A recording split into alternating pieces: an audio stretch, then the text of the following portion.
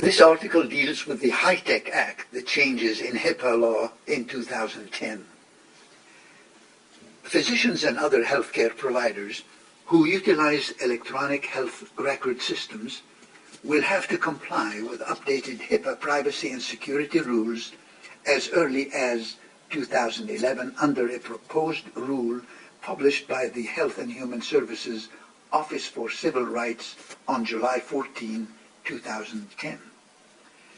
The rule implements the 2009 Health Information Technology for Economic and Clinical Health Act, that's the HITECH Act provisions, aimed at creating a secure foundation for sharing electronic protected health information in the emerging landscape of healthcare reform.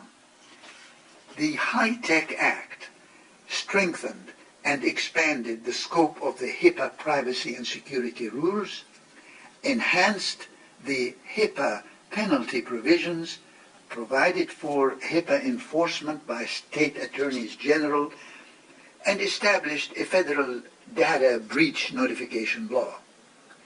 The heightened safeguards and compliance requirements, along with increased penalties for non-compliance, pose significant hurdles not only for existing covered entities, but also for a significant number of additional organizations in the healthcare industry. The HIPAA privacy, security, and enforcement law changes involve covered entities, that's physicians and hospitals, and their business associates, both of whom must comply with the language of the HITECH Act. The changes include the following. Number one, access to electronic health records. Covered entities that use electronic health records must provide patients with a copy upon request. They can charge a reasonable fee for complying with the request, such as a copy labor costs. Number two, minimum necessary rule.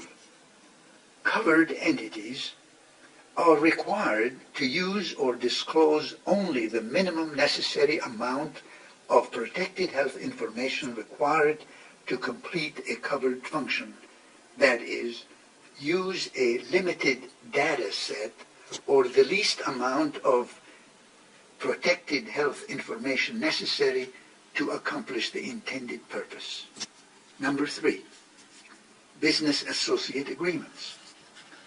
Previously, business associates were required to comply with HIPAA-related privacy laws through a contract with a covered entity, but they were not responsible for HIPAA compliance. Now, business associates are bound by the HIPAA laws and must have policies and procedures documenting the same. Specifically, they must amend their business associate agreements to add language that the business associate must comply with the HIPAA rules, including the breach notification requirements, and include details on how the business associate will restore and safeguard protected health information. Number four, request for restrictions. Covered entities must allow individuals to request restrictions on how their protected health information may be disclosed, but are not required to honor such requests. For example, a patient who pays out of pocket can request that his health care provider not disclose information about his medical condition or treatment to his employer or insurer. Under the old privacy laws, a covered entity was required to accept the patient's request, but did not have to act upon it. Effective 2010, however, covered entities must honor requests not to disclose protected health information for purposes of payment or healthcare operations only, if the patient pays the entire cost of treatment out of pocket. Number five, marketing, fundraising, communications. Currently, in 2010, covered entities may not engage in marketing activities that use a patient's protective health information without authorization. However, an exception exists whereby covered entities and their business associates can encourage patients to purchase or use a health-related product or services without authorization. For example, a cardiologist can send materials to his patients encouraging them to use a certain cholesterol-reducing drug. This exception applies even if the covered entity is paid by a third party, that is, the drug manufacturer, to engage in such marketing. Under HITECH, such activities are still permitted, but with additional limitations. Specifically, the marketing communication must A, describe a healthcare-related product or service that is provided by or included in the plan of benefits of the covered entity making the communication. That is, an insurance company cannot market a drug that is not covered.